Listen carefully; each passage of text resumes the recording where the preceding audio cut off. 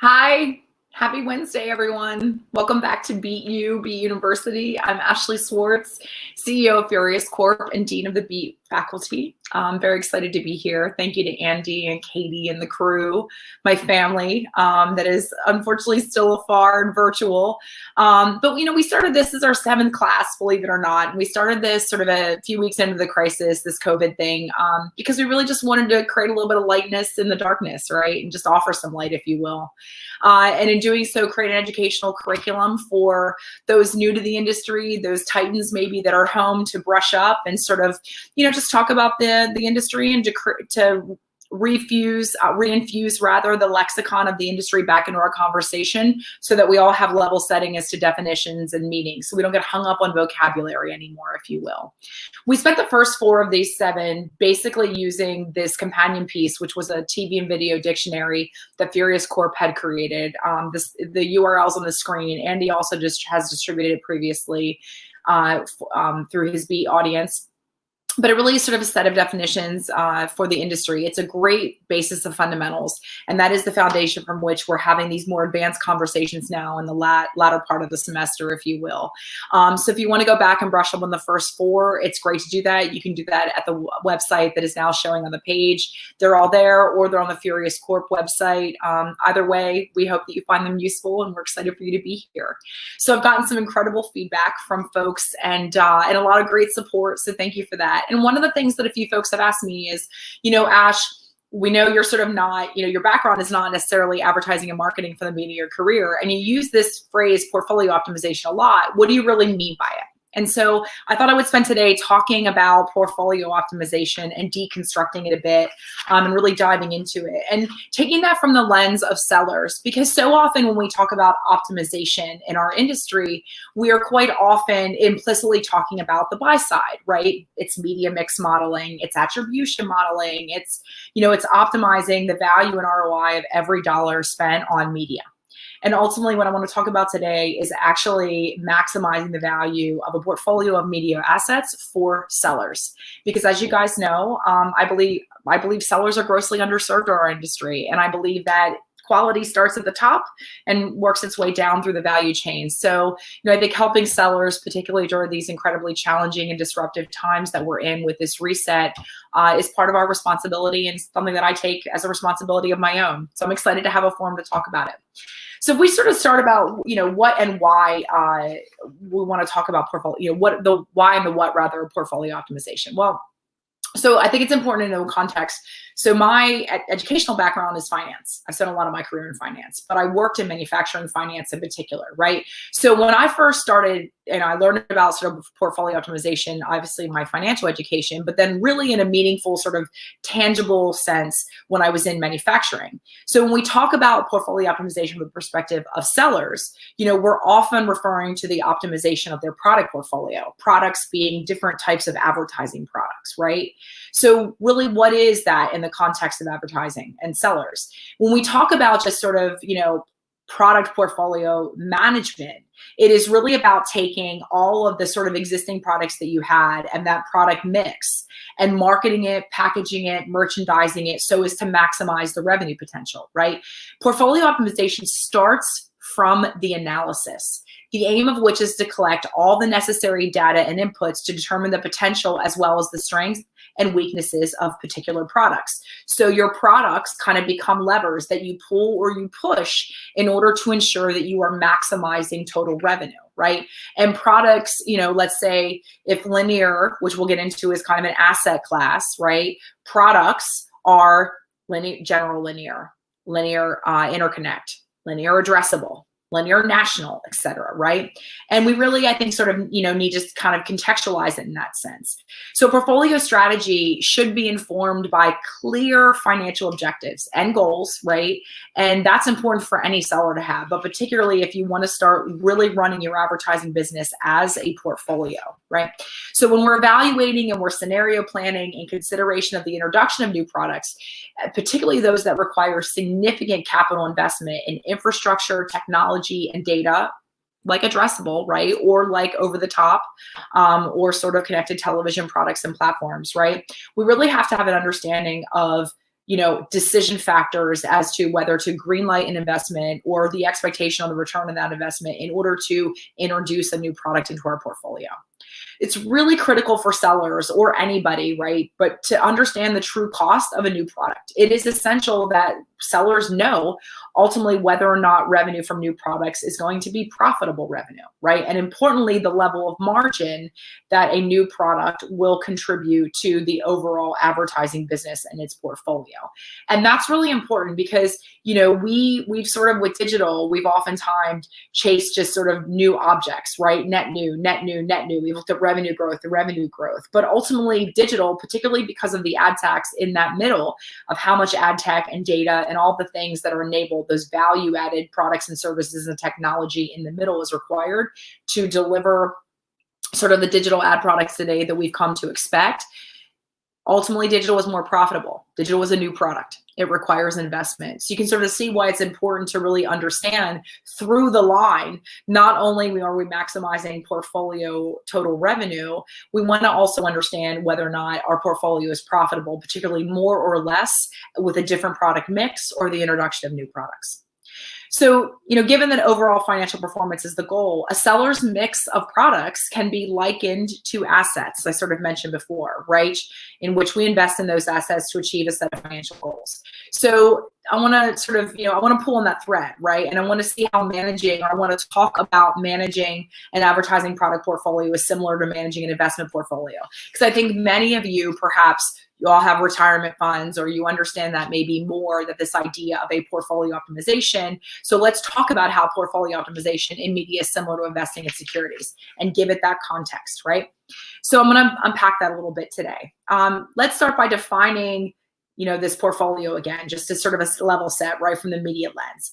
It's simply the aggregate of a seller's inventory, right, of products and formats in which inventory is offered, specific at any currency, right? So spots, points, impressions, etc. So you can think of each format as an asset class or platform, right? So in finance, we have stocks or equities, we have bonds, we have commodities, etc. While in media, we have linear television, we have over the top, we have, sort of web or mobile, right? And these are classes of assets. And then ultimately within each of those asset classes, there are different products. Like if you have equities, you have a stock, right? You could buy Apple or you could buy Amazon. The same way with linear, you could choose to sell linear direct or addressable with the same sort of core inventory itself. So, the reality is that you don't make the most money or manage risk by focusing on only one set of assets or one asset class, if you will, right, to the exclusion of all others. And that's the key. So instead, investors, they try to maximize the entire portfolio by finding that right mix or that right, that sort of right asset class mix, and then allocation to deliver the highest risk-adjusted return. This is really important, right? So similarly, every media seller's obsession should be, or it is, right? But it should be to packaging and pricing their inventory in a way that it maximizes their yield, right? Or the total revenue available across all of their pools of inventory. And so this is where the churn and the work comes into actually understanding and having a clear sense of how your portfolio is performing, and then being able to look into the future to scenario plan or analyze how it would perform differently if you change that product mix. So the best practices underpinning portfolio optimization for media and financial services, they're really similar. We've kind of established the foundations, right? The financial principles, that are used can be really valuable and instructive, and a great reference for TV sellers, both networks, distributors, local broadcasters as well. And so I thought that it would be really helpful to maybe take, best practices and sort of the best practices of financial investors and contextualize that for media, and see how, you could frame out a sort of playbook to approach portfolio optimization. Core tenet in managing a financial portfolio, which can be applied and contextualized for media, is to hedge your bets. So fundamental, tenets of investment portfolio strategies include allocation among different asset classes, as we've talked about, right? That modulates risks and hedges bets. It's also why sort of even investors that have a high tolerance typically have some debt securities in their portfolios, right? In fact, debt is typically held in a portfolio regardless of where the investor is in their investment time horizon. So when we say time horizon, I think this is also really important in the context of media, right? Because we talk about sort of new media, old media, right? Traditional media companies like the broadcasters of the world or sort of operators, they have these core tentpole assets, these anchor assets, which are linear television assets. And then ultimately they have continually expanded either through acquisition or investment in new platforms into new asset classes like digital, over the top, right? Things like that, or mobile. And regardless of sort of where they are in their state of maturation or evolution as a company, they are still going to have that anchor, what is likened to debt sort of investment in television. That is still going to be a core foundation of their portfolio.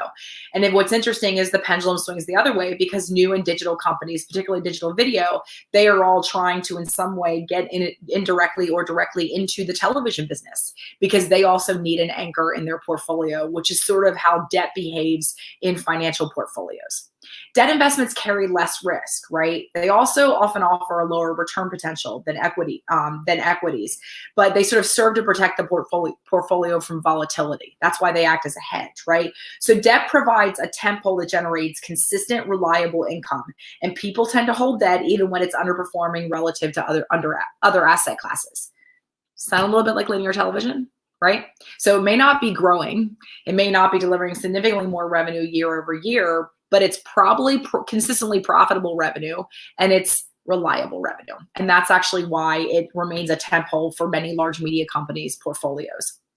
The second thing that investors, financial investors often do, and they do actively, this is an active process for them, and quite often why I, for example, have a financial quarterback, I have a financial advisor that manages my portfolio, and the little money that I have that I invest on my own, I use typically ETFs, no longer mutual funds, but mutual funds are also an option. But I use someone or something, a machine that can churn a lot of data and do a lot of analyzing on that mix to help me invest my money smarter, right? And to predict what my return on investment is going to be.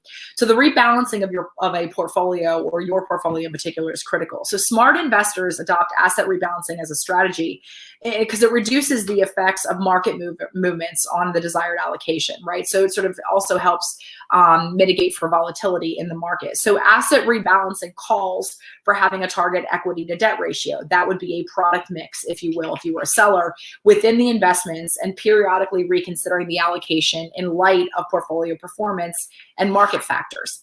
And then ultimately adjusting it to ensure that the desired balance is maintained so that you can predict the return on investment, or at least hang your hat that you're going to get a return on that investment. So when equities perform better than debt, you should sell some equity investments and invest the redeemed value in debt to rebalance your portfolio, and vice versa. So this prevents you from taking on more risk than you intended, right? This is a lot like global inventory allocation for sellers of television. And typically linear television as an asset class with different products, the mix or the allocation of that portfolio to each of those products is quite often what we call a rigid carve out or a hard carve. They sell these units in this specific quantity as this product for this period. Set it, forget it. And so ultimately that inadvertently means that portfolio management is a passive sort of strategy that is just not embraced or adopted or implemented by a lot of sellers of linear television. So TV sellers should really be monitoring and rebalancing their portfolio, each year to respond to changes in demand, particularly in predicted demand, and to keep their risk in line. And then not just annually, but do it more frequently, right? As frequently as you possibly can get that information and the feedback from the market and from your systems to understand, and with confidence be able to analyze and predict what scenarios would be. So it calls for periodically assessing the relative contribution of each ad product category to total revenue, and then rebalancing available inventory allocation. And this ensures that advertising clients are being well served and that the greatest total revenue is achieved during that period that's coming up, right? So, you need to have a handle on your data, which we'll sort of talk about in a minute or two, but really you need to have that data, and you need to have a sense of what the future looks like, particularly to predict future demand, to be able to run scenarios and analyze to ensure that you are serving the demand first and foremost and serving your clients, but then ultimately ensuring that the value of your inventory is maximized as to the greatest extent it can be. The next thing that's really important, which I personally have a sort of soft spot for as a financial person, is that high price does not equal high profit. And we seldom talk about profitability in our business. And I think that is so unfortunate. And I think that's actually a little bit of laziness as the result of the fact that, traditional media has been very profitable businesses, right? It hasn't required a ton of technology. There really hasn't been an ad tax or intermediaries in television or other traditional media sort of inventory types like radio. So, we haven't talked about profitability because it's just been profitable.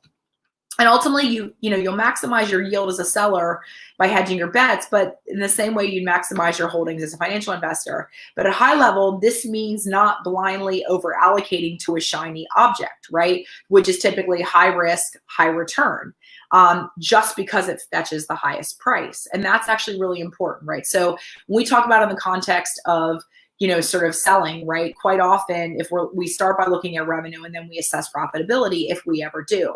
And ultimately what ends up happening is that when we look at things like addressable, immediately we see that the value of the inventory when packaged or sold as an addressable product in lieu of a traditional linear product, it is more valuable. And so by selling all the addressable inventory you can, for example, you could end up cannibalizing other valuable parts of your portfolio. Straightforward, common example we see is that primetime spots that lose their Nielsen eligibility because addressable units have been cherry picked and there's no longer enough critical mass for them to sell, right? So over-indexing on the highest risk, highest return asset is fundamentally not a sound strategy. Sellers need to manage their individual assets, right? So their ad products, for example, more actively, and they need to ensure that they're optimizing the value of that portfolio, and they need to act more like investors, right? As much as sellers, but also investors. It's a different mindset and a different way of operating, but it's going to deliver much more shareholder value and ultimately create sustainable profit that is going to allow you to invest in those new products that are identified that could be profitable and could further continue to enhance and increase the value of that portfolio. So let's just talk about kind of the actual action planning, right? So what are 3 tenets of portfolio optimization that every seller should know? So just kind of like these check boxes, right? We've talked about sort of principles of investment strategies or principles of portfolio optimization. Now let's talk about how you actually do it and you let the rubber meets the road, if you will. So ultimately, optimizing a portfolio as a seller in media requires continually assessing relative contribution of each ad product and each asset class to total revenue, and then rebalancing that inventory and reallocating that inventory both at a global level, i.e. by product, and then ultimately unit by unit, impression by impression, spot by spot, et cetera, to ensure that clients are well served and revenue is maximized across the portfolio. So this approach is just so different, right? It's different muscle memory. It's a much different way of operating. It also requires a new set of tools, right? It's more subtle. It's more dynamic. It's more real time. It's not just selling a tranche of inventory for the highest price it will fetch. It's predicated on the idea of hedging bets and not going all in on shiny objects by default when demand is high. So, there's sort of 3 principles that I think that your organization needs to live by if you're a seller to make your portfolio optimization strategy a success. I think the first is really got to break down the silos. The thing is that portfolio optimization is as much about EQ as it is IQ. And right now, that means the people side of it, the people factor, emotional intelligence, right? So, most sales organizations, most advertising sales organizations, particularly large publicly traded media companies, they're breaking them down, but they've really had a digital team, they've had a linear team, et cetera. And for portfolio optimization strategy to succeed, teams and individuals need to be incentivized to work towards the same revenue goals. They have to have a shared set of goals and common goals that have been set at the organization level. Organization being advertising sales, not a digital advertising sales P&L, not a linear line of business, et cetera, right? And a lot are still siloed. with teams solely dedicated to sort of linear, solely dedicated to digital, et cetera. And that really actually ends up ultimately undermining portfolio value and portfolio optimization. And the reality is you can't hold people accountable for portfolio performance. I mean, you can make it 25% of their bonus or their sales incentive packages. How does the entire ad business perform? But it's not fair to hold them accountable if they really can't they don't have the tools, the visibility or line of sight to be able to influence portfolio value. And they're not prescribed what success is for the portfolio. So if digital salespeople's core compensation and bonus are predominantly tied to how much digital inventory they sell, they're probably going to be laser focused on digital at the expense of all else. That's a great example, right? Many would even think of growing their business for digital at the cost of linear, right, is a good thing, because that's the growth business. But when silos are brought down and a large share of comp packages are tied to portfolio value, salespeople become less territorial. And salespeople are human, right? You hire them because they're hungry, they're dog on bone. And they're more likely to work collaboratively and make decisions that result in inventory being sold for its true value. And that's really what you want at the end of the day, because everybody is ultimately incentivized to get as much as they can for all the inventory available for sale. The second tenet is to prioritize data management. So your organization has troves of data, a lot of probably of which is not easily accessible or used in making decisions or in analyzing the portfolio value of your media assets. But ultimately what ends up happening when you tap into that sales data, this historical sold inventory, right? Rate cards, programs, day part performance, how it was productized, how it was packaged. It helps bring the true value of the inventory to light. But this all needs to be accessible, and you need to be able to find the signal and the noise. So it needs to be cleansed and normalized to provide the necessary visibility. It means that data management and transformation have to become core competences within your enterprise. But that should not be overwhelming. You don't have to change the DNA of your organization. If you're a media company, you don't have to become a technology company or a data management company, right? It shouldn't phase you. There are so many folks and partners out there, systems integrators, data management companies, et cetera, that you can rely on. If not, if you don't have the competence from within or speed is a factor, et cetera, you don't want to build the teams, you don't have to build it bottom up. You can select external partners to help you get there, and then ultimately implement your IT infrastructure strategy. The one thing I will say, though, is champagne taste and a beer budget will always bite you in the bum. Go in eyes wide open. We have heard of so many clients and encountered so many clients that endeavored upon their data management strategies, building their data lake or their data warehouse or their data mart or their data pond or you name it. I would like a swimming pool right now, to be honest. Summer's coming. But they've endeavored upon that with, sort of minimal budget. And then ultimately they've ended up having to spend 10x that and find a new partner because they just went with the lowest cost bidder and didn't actually look at what their enterprise needed to be able to have that line of sight to run their portfolio and to optimize its value. The third tenet is to work on making progress towards portfolio optimization measurable, quantifiable, right? Introduce quantitative metrics that your entire organization, from account executives to ad trafficking to senior leadership, can tap into quickly and understand the progress towards goals and towards an optimal portfolio and sort of be able to track that, right? Consider, for example, a KPI like inventory efficiency, to be measured for every dollar of your top 20 clients only. So think about sort of narrow casting, right? And actually having laser focus on metrics and KPIs that are easy to understand and are easily digestible. And so when people look at them, they're not going to immediately throw 3,000 sort of wrenches into the conversation as to, well, why that metric doesn't make sense or why that data doesn't make sense. Clear, straightforward, laser focused, and easily quantifiable. This is what gets into really sort of the change management, right? It's hearts and minds, because you don't want to just change the way that people act. You want to change the way they think. And so you have to shift employees' behaviors and develop a totally new set of muscle memory, right? You have to change the muscle memory that exists within your advertising, sales, and even ad ops organizations, and pricing and planning, right? So you need to make sure that people at all levels and functions understand the focus on portfolio value. And that becomes the central sort of conversation when we talk about performance and success, and we need to shift away from business as usual, right? For example, just selling inventory at a certain price because that's the way it's done historical, or your rate card is last year's rate card plus or minus 200 basis points, right? Depending on what your gut is about demand. So when I talk about muscle memory and changing the way that people think as well as act, what I'm really saying is that you have to want your people to focus less on revenue secured and more on revenue left on the table. That's how you optimize portfolio value.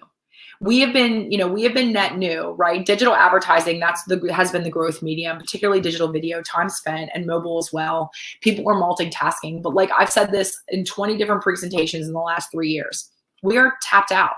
The one thing we all have as human beings that makes us equal is the same amount of time in the day, 24 hours. And right now, estimate is we spend 12 hours and 8 minutes a day consuming media of some sort, sometimes on multiple devices. You add in all the things you got to do in a day, there's not much time left. So there's not net new growth in time spent. It is now about share shift. And so ultimately optimization, particularly if you have a large and a broad portfolio of assets, will require that you are more efficient in identifying where there is inefficiencies, gaps in capacity, opportunities to do more with the same. That's how you're going to really maximize and see incredible results from making portfolio optimization a core way that you run, a core sort of principle with which you run your business. And if you're going to do it and expect your teams to do it, and you have that groundswell from within the organization, and you want everybody to sing from the same hymn sheet, you got to give them tools and you got to give them visibility. So transparency and sort of access to information and the tools with which to visualize information. And most importantly, retrain the sort of how data is used to drive decisions and to make better decisions will be key in sort of effectively shepherding this transformation to a portfolio optimization DNA within a media sales organization. At the end of the day, every seller should be focused on packaging and pricing of inventory. That's sort of a given, right? And in ways that maximize yield and total revenue from the entirety of that pool, of their pool of inventory. It's a fundamentally different way of doing business, but if it's done right, and this is again, why I love math and I love data, because it doesn't lie. And the data proves time and time again, when we have analyzed many sellers' historical sales transaction data, there is an immense amount of revenue leakage or money being left on the table, particularly because the business is not being managed holistically as a portfolio. Things are not being done to hedge volatility or variability and to manage it and mitigate risk. And then lastly, because ultimately data is not being used to drive decisions and to allocate inventory and manage your product and portfolio mix. So there is nothing but opportunity here, simply waiting to be unlocked with the beauty of data science, and math. That's a lovely narrative, and that's a happy ending for me if I've ever heard one. That and Hallmark Channel are sort of the best I got to offer you. So thank you for coming to Class 7. It's always a pleasure. We have a long weekend coming up in the US, which is amazing. So I hope everyone gets to enjoy it, spend some time, and ideally be outside. We'll see where we end up after this long break. But I wish light to all, love to all, and peace to all. Thank you, guys.